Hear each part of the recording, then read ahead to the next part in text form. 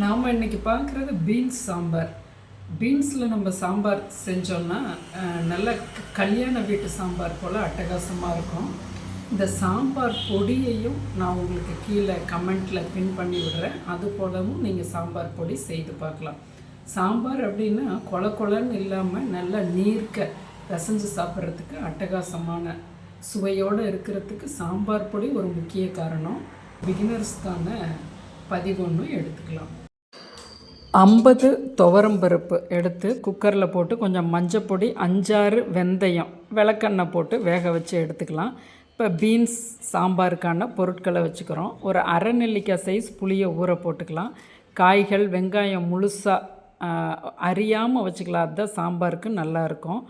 பருப்பை நல்லா மத்தால் மசித்து எடுத்து வச்சிடலாம். அப்போ தான் உங்களுக்கு நல்ல குவான்டிட்டி நிறைய கிடைக்கும். அதனால் நல்லா மசிச்சுக்கணும். அதே குக்கரில் ஒரு தக்காளி, 10 சிறு வெங்காயம், ஒரு 10 பீன்ஸு.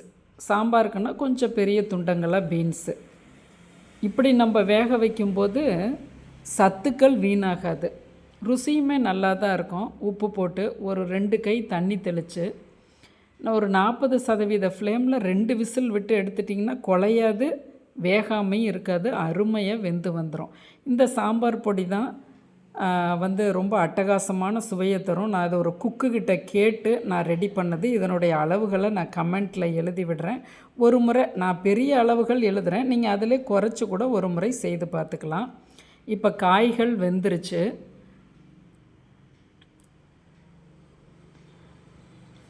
ஒரு சட்டியில் கடுகு உளுந்து போடுறோம்.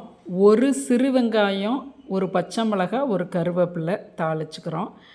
நல்லா சிம் பண்ணிவிட்டு சாம்பார் பொடி உங்களுக்கு காரத்துக்கு தகுந்தது போல் இருக்கு இல்லையா, அது எவ்வளோ போடணுமோ உங்கள் குவான்டிட்டிக்கு தகுந்தது போட்டு ஒரு நிமிஷம் கூட கிடையாது, ஒரு 10 செகண்டு எண்ணெயில் நல்லா கோட்டாகணும். உடனே தண்ணியை கொஞ்சம் ஊற்றிடுறீங்க, அரை டம்ளர் தண்ணியை. வெந்த காய்கறிகளை போட்டுடுறோம்.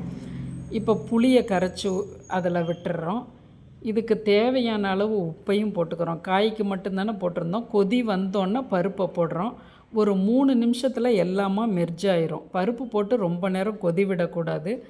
மல்லி இலை போட்டு எடுத்துடலாம். நல்ல சூடான சாதத்தில் சாம்பாரை விட்டு நெய் போட்டு சாப்பிட்டா அட்டகாசமாக இருக்கும். எப்பயும் சாம்பார் கொலன்னு இருக்கக்கூடாது, நல்லா அப்படியே சலசலன்னு நீர்க்க இருக்கணும்.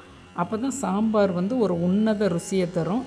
கல்யாண மண்டபங்களில் கொடுக்கக்கூடியதும் இப்படி தான் இருக்கும், நீர்க்க. அப்போ சாம்பார் பொடிக்கு ஒரு பங்கு இருக்குது. கமெண்ட்டில் எழுதி விடுறேன், பார்த்து செய்துக்குங்க. நம் சேனலை சப்ஸ்கிரைப் பண்ணுங்கள், ஷேர் பண்ணுங்கள்.